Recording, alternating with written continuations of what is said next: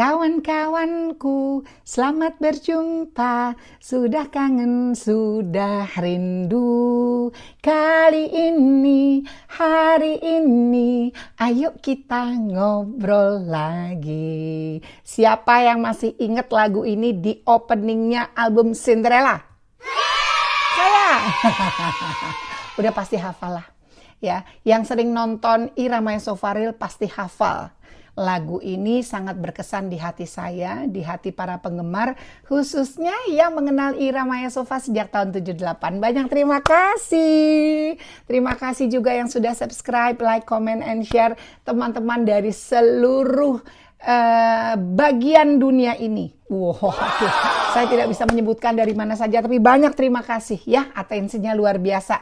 Yang juga sudah menghubungi Mama Ira, yang ngobrol langsung sama Mama Ira di di YouTube kita ya. Insya Allah saya coba usahakan untuk selalu membalas, menjawab semuanya ya. Amin. Oke, yuk kita ngobrol. Kali ini akan membahas tentang comfort zone. Aha, betul sekali. Comfort zone adalah zona nyaman.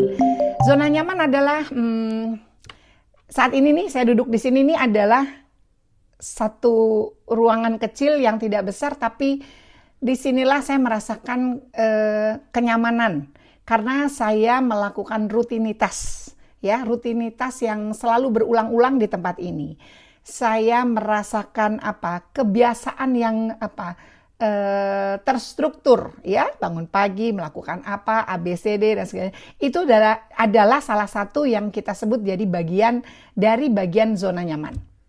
Oke. Zona nyaman lagi adalah misalnya kita bekerja, ya, sudah lama di sebuah perusahaan, kita sudah tahu bagaimana menghadapi seluk-beluknya, segala bentuk pekerjaan, internal problemnya, lalu kenyamanannya kita di sana. Tiba-tiba datang satu orang baru masuk ke dalam tim kita.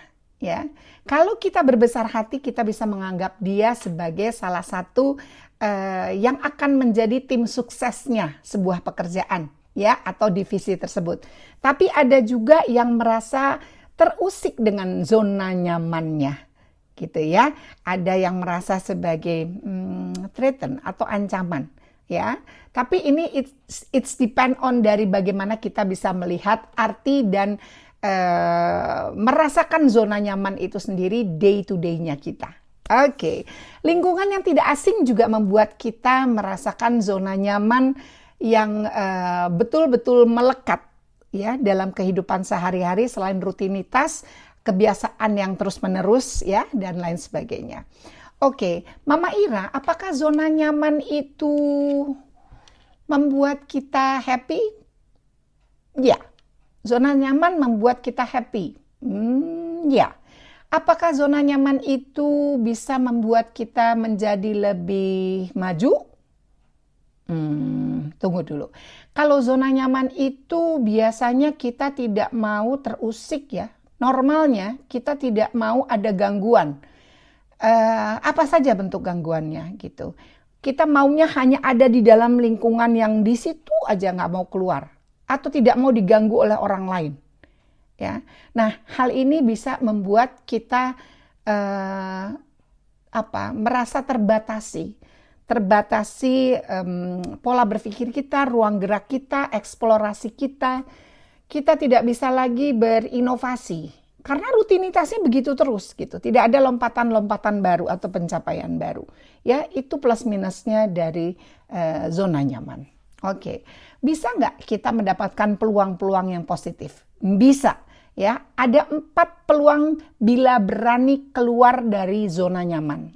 Jadi kita diharuskan mau mengambil keputusan keluar dari zona nyamannya. Oke.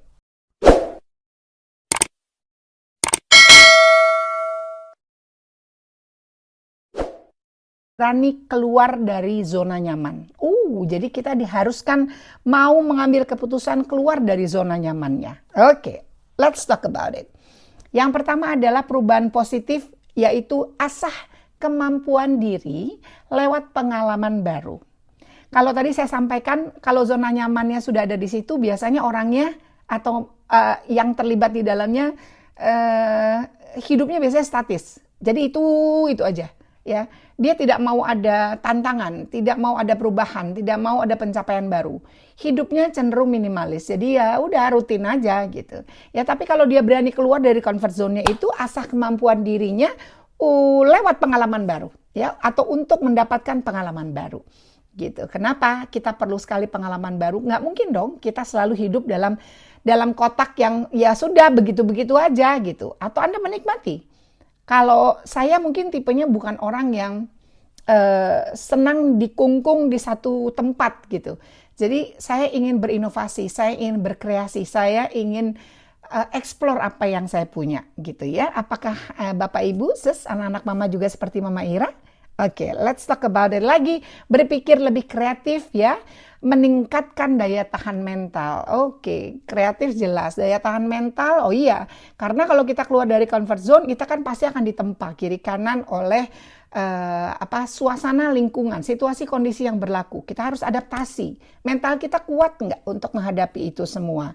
Ya, mengembangkan keterampilan interpersonal. Waduh, kalau kita mau bekerja, ya ingin mendapatkan satu hasil yang maksimal, ya berarti kan kita perlu melakukan usaha untuk meningkatkan dari segi ilmu kita, dari segi pengalaman, dari segi pemasukan, iya nggak sih? Kalau karir track kita merasa nyaman di satu sisi, ya itu bukan berarti karir track. Kalau karir track itu ada peningkatan karirnya.